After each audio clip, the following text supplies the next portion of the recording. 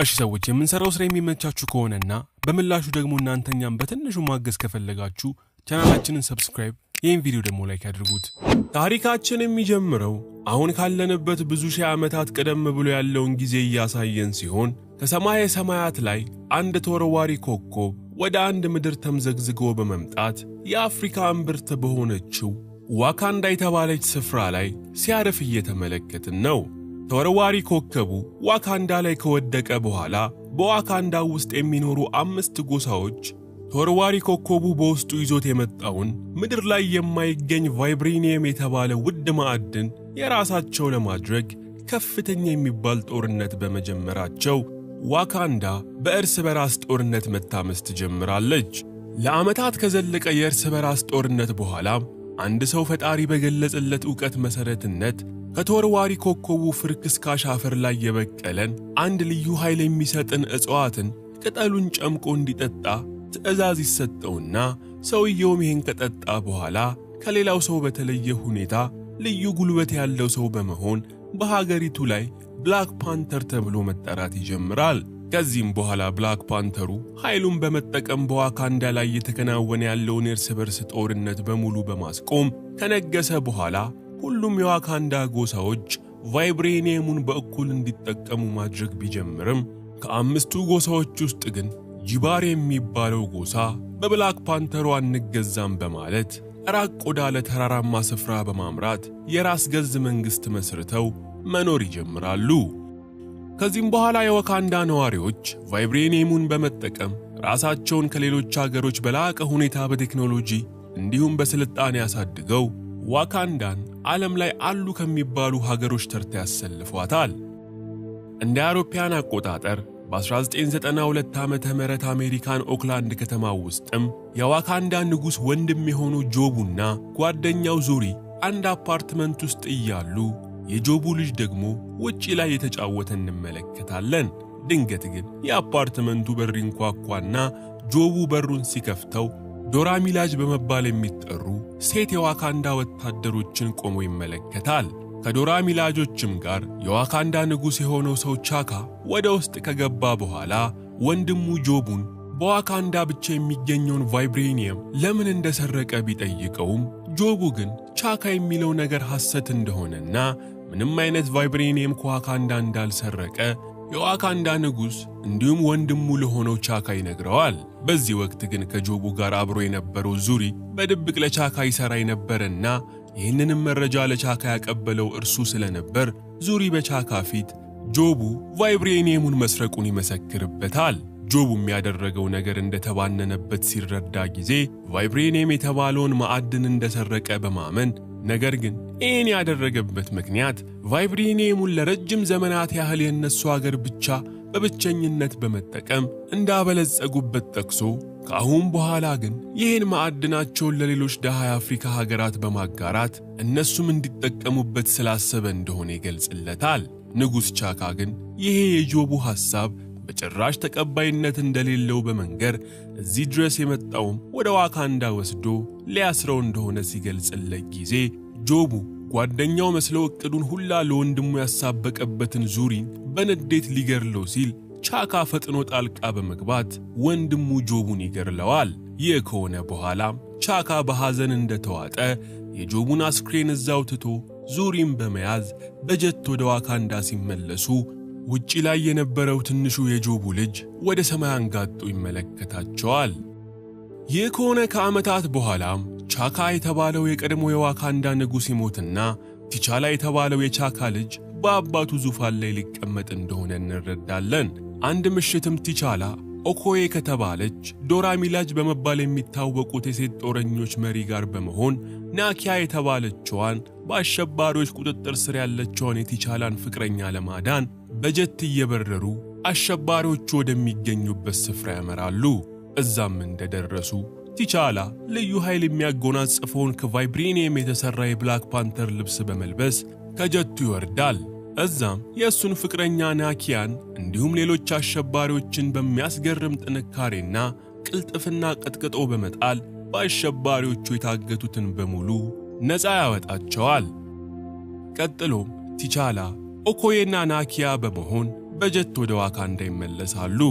ዋካንዳም እንደደረሱ የቲቻላ እናት የሆነችው ራንዳና እህቱ ሹሪ አቀባበል አድርገውላቸው ሲያበቁ የቲቻላ እናት ራንዳ ቲቻላ የዋካንዳ ንጉሥ ሆኖ በይፋ የሚሾምበት ቀን ዛሬ ስለሆነ ራሱን እንዲያዘጋጅ ታዘዋለች። ከጥቂት ሰዓታት በኋላ ቲቻላ ንጉሥ ሆኖ ወደሚሾምበት በከፍተኛ ስፍራ ላይ የሚገኘው ውሃ ፏፏቴ ጋር ሁሉም የዋካንዳ ጎሳዎች በተገኙበት ቲቻላ ይመጣል። እዛም እንደደረሰ አሁን ላይ ዕድሜው በ50ዎቹ የሚገኘው ዙሪ የንግስና ሥርዓቱን ከመፈጸሙ በፊት ቲቻላን እንደ ንጉሥ አድርጎ መቀበል የማይፈልግ ሰው ካለ አሁኑኑ ወደፊት በመምጣት ከቲቻላ ጋር መፋለም እንደሚችልና ቲቻላን ማሸነፍ ከቻለ በቲቻላ ፋንታ የዋካንዳ ንጉሥ ተደርጎ እንደሚሾም ይገልጽላቸዋል።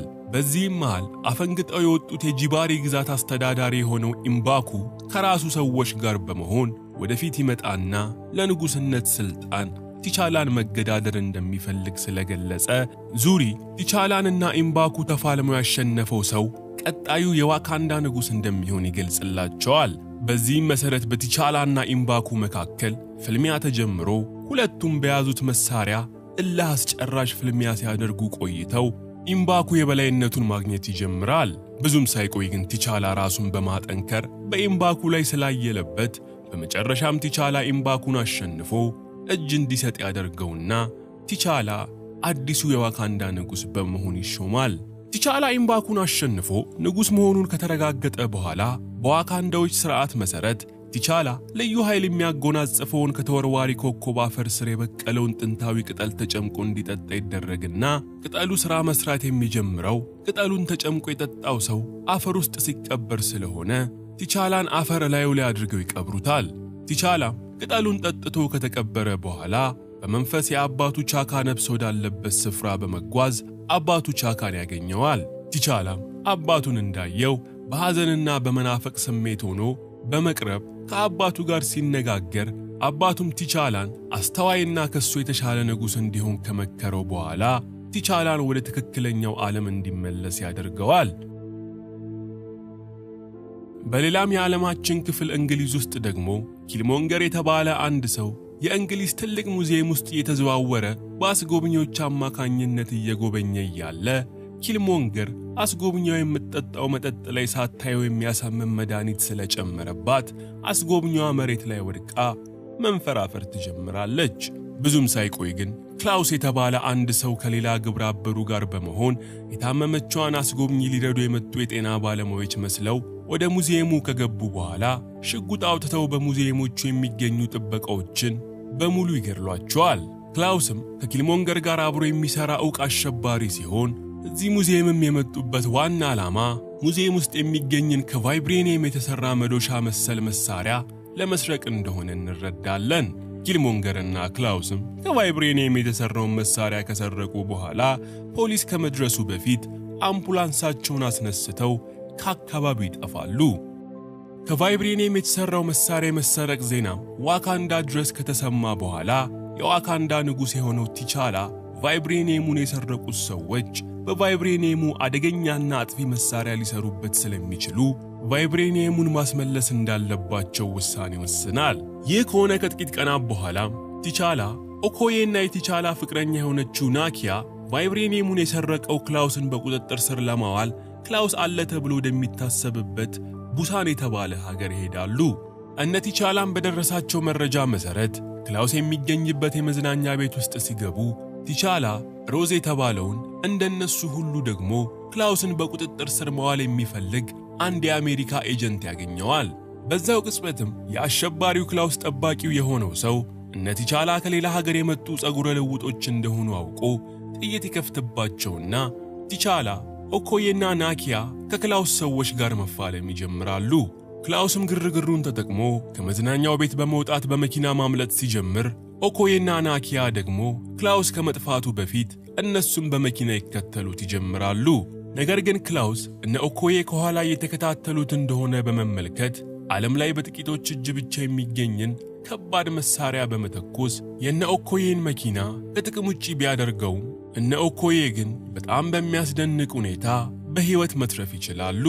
ቲቻላም ክለብ ውስጥ የሚገኙትን ያሸባሪውን የክላውዝን ሰዎች ደብድቦ ከጨረሰ በኋላ አንገቱ ላይ ባደረገው ሐብል አማካኝነት ልብሱን ወደ ብላክ ፓንተር ልብስ በመለወጥ ክላውስን ማሳደድ ይጀምራል።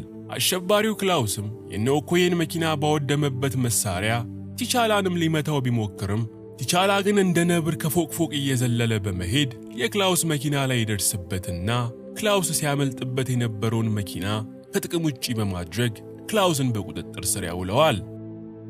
ከዚህም በኋላ ቲቻላ ክላውስን እንደሱ ሁሉ ሊይዘው ሲፈልገው ለነበረው የአሜሪካው ኤጀንት ሮዝ አሳልፎ በማስረከብ ሮዝ ክላውስን አስሮ የሰረቀውን ቫይብሬኒየም የት እንዳደረገ ማውጣጣት ሲጀምር እነ ቲቻላ ደግሞ ክላውስ ቫይብሬኒየሙን የት እንደሸጠው ለመስማት ሌላ ክፍል ሆነው መከታተል ይጀምራሉ። በዛው ሰዓት ግን ኪልሞንገር ለሱ ከሚሰሩ ሰዎች ጋር በመሆን እነ ሮዝ ክላውስን አስረው ቃሉን እየተቀበሉበት ወዳለው ቦታ በመምጣት ቤቱን አፈንድተው ከገቡ በኋላ ውስጥ ቤት የነበሩትን የሮዝ ሰዎችን በጥይት መፍጀት ይጀምራሉ። በተኩስ ልውውጡም ወቅት ኤጀንቱ ሮዝ ናኪያን አተርፋለሁ ብሎ ክፉኛ ሲቆስል ቲቻላ ደግሞ ኪልሞንገርን ለማስቆም በሚሞክርበት ወቅት ከባድ ኃይል ባለው መሳሪያ ተመትቶ ይወድቃል።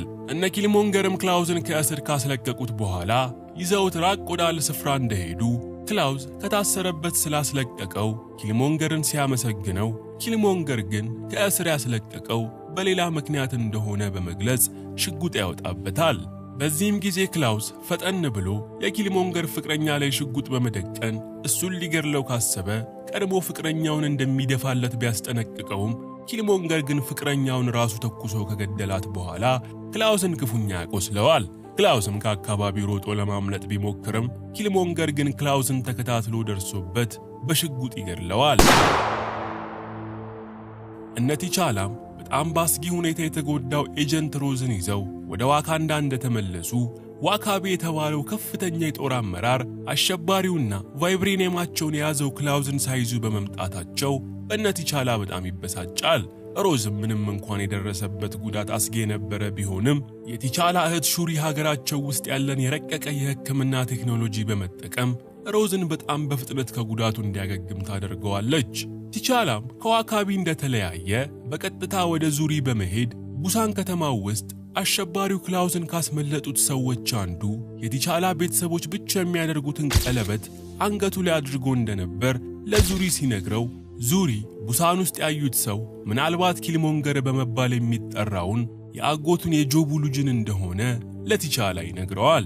ዙሪም በመቀጠል ከረጅም ዓመታት በፊት ጆቡ ቫይብሬኒየምን ከዋካንዳ በመስረቅ ለሌሎች ሀገሮች ሊሸጥ ሲል በወቅቱ ንጉስና የጆቡ ወንድም በሆነው ቻካ እንደተደረሰበትና በዚህም ምክንያት በተፈጠረ ግብግብ ንጉሱ ቻካ ወንድሙ ጆቡን እንደገደለው ለቲቻላ ይነግረዋል። ዙሪም በሚያሳዝን ሁኔታ ውስጥ ሆኖ ጆቡ ከሞተ በኋላ ሁለቱም ኪልሞንገርን እዛው ጥለውት እንደመጡና ይህም ነገር እስካሁን እንደሚቆጨው ለቲቻላ ሲነግረው ቲቻላም አባቱ ቻካ ባደረገው ነገር እጅግ በጣም ያዝናል። ይህ ከሆነ በቀጣዩ ቀን ኪልሞንገር የክላውስን አስክሬን በመያዝ ወደ ዋካንዳ ለመግባት ሲሞክር ድንበር ላይ ዋካቢ ከተባለው የዋካንዳ ከፍተኛ የጦር አመራር ጋር ይገናኛል። ኪልሞንገርም ለዋካቢ የዋካንዳ መንግስት በጥብቅ ሲፈልገው የነበረው ክላውስን ገድሎ እንዳመጣላቸው ለዋካቢ ካሳየው በኋላ የሱም ስም ኪልሞንገር እንደሚባልና የንጉሱ ቲቻላ ዘመድ እንደሆነ በመግለጽ ወደ ቲቻላ እንዲወስደው ዋካቢን ይነግረዋል። ቲቻላም ቤተ መንግስት ውስጥ እንዳለ ትላንት ዙሪ ሲነግረው የነበረው ኪልሞንገር የተባለው ለረጅም ዘመናት አሜሪካው ውስጥ የኖረው ያጎቱ ልጅ እንደመጣ ስለሰማ ቲቻላ ኪልሞንገርን ለማነጋገር ወደ ቤተ መንግስቱ እንዲመጣ ያደርጋል። ኪልሞንገርም በዋካቢ ታጅቦ ቲቻላና ሌሎች ዋካንዳ አመራሮች ያሉበት ቤተ መንግስት እንደገባ ራሱን እዛ ለተሰበሰቡት በማስተዋወቅ ለረጅም ዓመታት አሜሪካው ውስጥ የኖረው የጆቡ ልጅ መሆኑን ነግሮ አባቱ ጆቡ ያደርገው የነበረውን ቀለበት በማሳየት እዛ ያሉትን ሰዎች በሙሉ ያስገርማቸዋል። ቲቻላ ግን ይህን ነገር ቀድሞ ከዙሪ ስላወቀ ኪልሞንገርን ከዚህ ሁሉ ዓመታት በኋላ ለምን ወደ ዋካንዳ እንደመጣ ሲጠይቀው ኪልሞንገርም እዚህ የመጣው እሱን ተፋልሞ ስልጣኑን ለመረከብ እንደሆነ በከፍተኛ የራስ መተማመን ውስጥ ሆኖ ይነግረዋል። በዋካንዳ ባህል መሰረት ንጉስ ተፋልሞ የሚያሸንፍ ካለ ስልጣን መረከብ ይችል ስለነበር ኪልሞንገር ደግሞ የቲቻላ ያጎት ልጅ ስለነበር ይሄ መብት ነበረው። በዚህም ምክንያት ከዚህ በፊት እንደተደረገው ሁሉ ቲቻላና ኪልሞንገር ተራራ ላይ ወደሚገኘው ፏፏቴ ሄደው በሰዎች ሁሉ ፊት እንዲፋለሙ ይደረጋሉ። ፍልሚያው እንደተጀመረም ኪልሞንገር ለአባቱ ሞት ተጠያቂ የሆነውን የቻካ ልጅ ቲቻላን በንዴትና በእልህ ሲፋለሙ ይቆይና ኪልሞንገር ቲቻላን ሊገድለው ከጫፍ ይደርሳል። በዚህ መሃል ግን ዙሪ ጣልቃ በመግባት ለአባቱ ጆቡ ሞት ተጠያቂ ሆነው እሱ እንደሆነ በማመን ኪልሞንገር ቲቻላን እንዳይገድለው ተማጽኖ ያቀርብለታል። ኪልሞንገርም ይህንን ሲሰማ ጊዜ ዙሪን ወቅቶ እዛው ከገደለው በኋላ አቅም አንሶት የወደቀው ቲቻላንም ክፉኛ በመውጋት ወደ ፏፏቴው ይወረውረዋል። የቲቻላን መሸነፍና ወደ ወራጅ ውሃ መወርወር ያዩት የቲቻላ እናትና እህትም በሁኔታው ልባቸው ክፉኛ ተሰብሮ እየየ ብለው ሲያለቅሱ ይቆያሉ።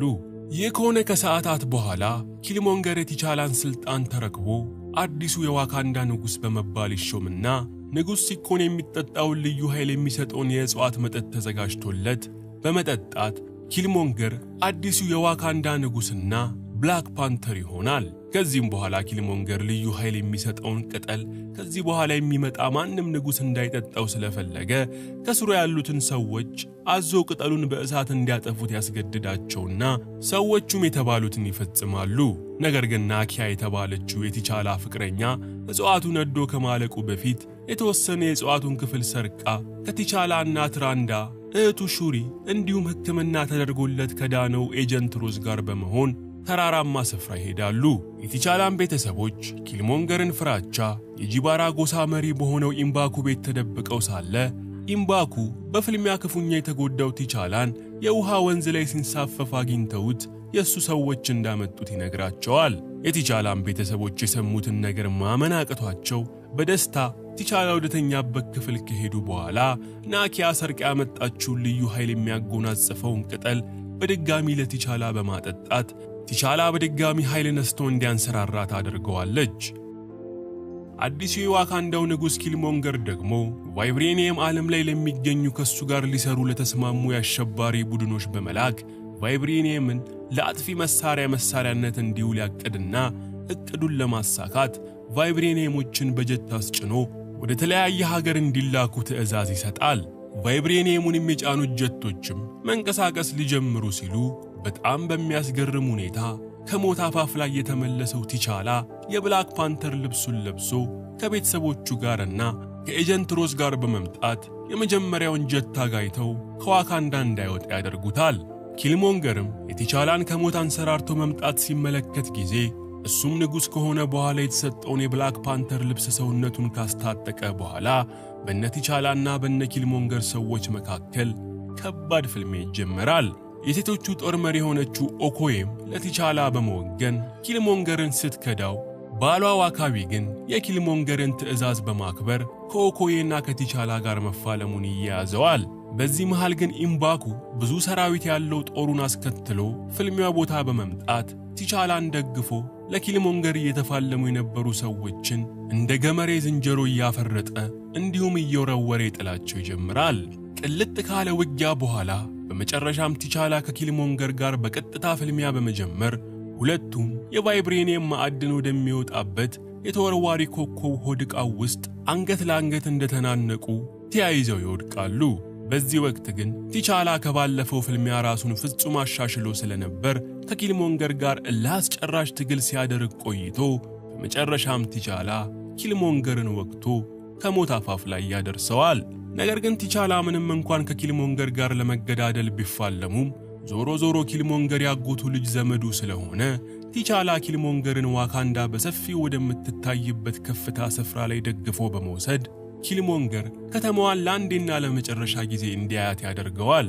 ኪልሞንገርም በልጅነት ዘመኑ ሊያድግባት ተመኝቶ ነገር ግን ያልኖረባት ዋካንዳን በስስት አይኑ ሲያያት ቆይቶ እዛው እንደተቀመጠ ነፍሱ ከስጋው ትለያያለች። በመጨረሻም ከዚህ ሁሉ ትርምስ በኋላም ቲቻላ ያጎቱ ጆቡ ህልም የነበረውን ቫይብሬኒየምን ከሌሎች ሀገራት ጋር በፍትሃዊነት የመጠቀም እቅድ እውን ለማድረግ በመወሰን ቲቻላ ሀገሩ ዋካንዳን ወክሎ ይህን ውሳኔ ለዓለም መንግስታት በማሳወቁ ከሱ በፊት የነበሩት ንጉሶች ያላደረጉትን ነገር ለማድረግ የመሰረት ድንጋዩን ማስቀመጡን ሲጀምር ያያየን ታሪካችን ያልቃል።